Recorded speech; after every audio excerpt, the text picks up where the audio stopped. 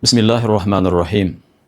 Xudovandi Karim azza va jalla biz bandalariga ba'zi bir ne'matlarni halol va ba'zi ne'matlarini harom qilib qo'ygan.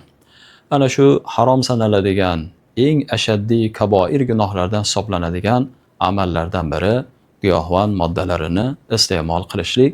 Bu narsani Alloh azza va jalla Qur'oni Karimda ham, payg'ambarimiz alayhissalotu vassalom muborak hadis shariflarda ham harom deb zikrini keltirgan. Bir hadislarda aytadilar: "Kullu muskirin xamrun va kullu muskirin harom."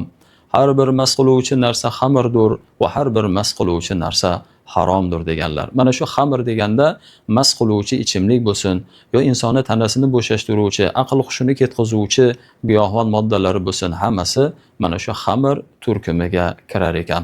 Buni zararlari qanday? Insonni o'zini tanasiga, moliga va hatto oilasiga va buni orqasidan jamiyatimiz ham bir qancha ziyon, zahvatlar ko'rar ekan. Birinchi o'rinda buni iste'mol qiluvchi odam qancha ko'p iste'mol qilar ekan, uni sihat salomatligiga ziyon bo'ladi.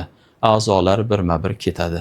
Ikkinchisi, moliyaviy tomonlama inson haqiqiy kambag'al bir qashshoqqa aylanadi. Oilasini boqa olmaydigan bo'ladi.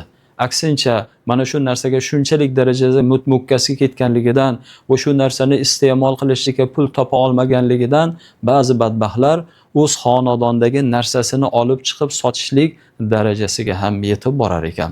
Va qolaversa, oilasi va jamiyat o'rtasida obro'si qolmaydi. Go'yoki farzandlarini oldiga kelganda ham bir nasihat qila olmaydi. Obro'si yo'q.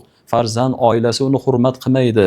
O'z ahli ayoli bilan doim janjallashadi. Hattoki ayoliga taloq beradigan darajasigacha yetib keladi. Jamiyatga zarracha manfaati yo'q.